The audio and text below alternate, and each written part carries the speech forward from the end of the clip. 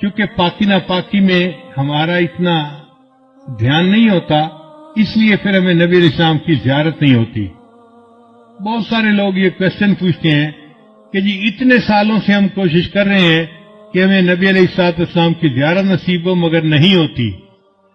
عام طور پہ جو ہم نے بزرگوں سے سنا ہے اس کی دو وجوہات ہوتی ہیں، ایک نگاہ ناپاک ہوتی ہے اور ایک بدن یا کپڑے ناپاک ہوتے ہیں، جس کی وجہ سے زیارت سے محروم ہو جاتے ہیں۔ اگر ان دو چیزوں پر محنت کریں تو اللہ تعالیٰ زیارت نصیب جلدی فرما دیں گے۔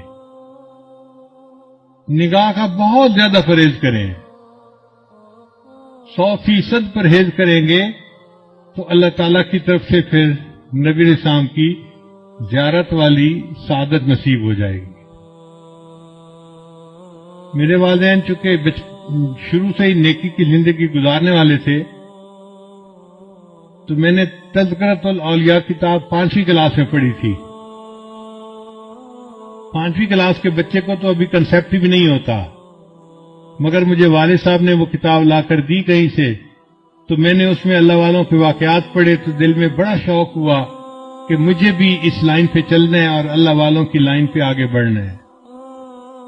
پھر اس میں ایک کتاب میں نے پڑھا کہ نگاہ کا بہت پرہیز کرنا چاہیے، تو چھوٹی عمر میں، ابھی میں بالغ نہیں ہوا تھا، اس عمر سے ہی نگاہ کا پرہیز شروع کر دیا۔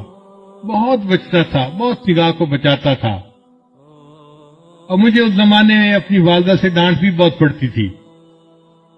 ہر دوسرے تیسرے دن کوئی محلے کی آنٹی آتی اور میری والدہ کو کہتی، تیرا بیٹا جا رہا تھا، اس نے تو ہمیں سلام بھی نہیں کیا، یہ تو ہمیں اپنی خالہ ہی نہیں سمجھتا۔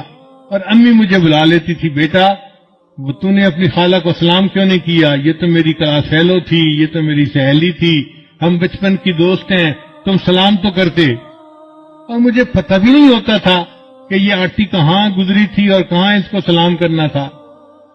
تو میں آگے سے ایک بار کہتا تھا، امی آنٹی سے یہ پوچھو کیا میں نے اس کی طرف دیکھا تھا؟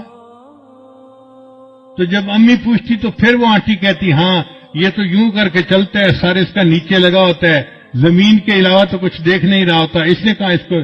میں نے کہا امی مجھے یہ بھی نہیں پتا میرے پاس سے مرد گزرا ہے یا عورت گزری ہے، میں کس کو سلام کرتا؟ تب جا کے میری جان چھوٹتی تھی۔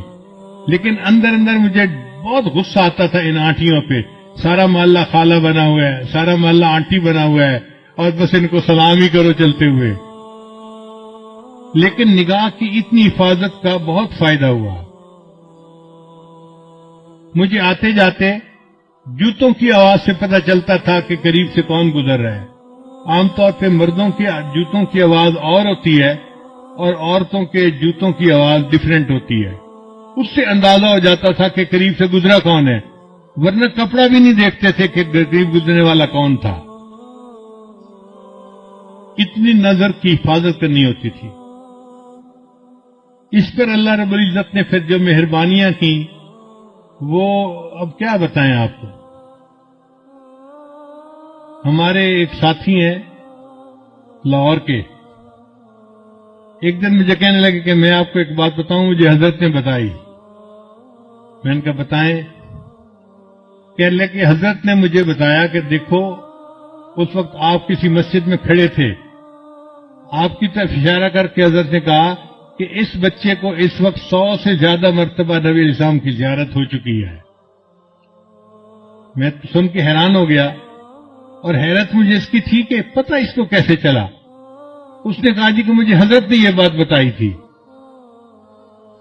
شیخ نے یہ بات بتائی تھی۔ تو نگاہ کی حفاظت کا پھر یہ فائدہ ہوا کہ اللہ تعالیٰ نے 30 سال کی عمر سے پہلے 100 سے زیادہ مرتبہ نبی السلام کی زیارت نصیب فرما دی۔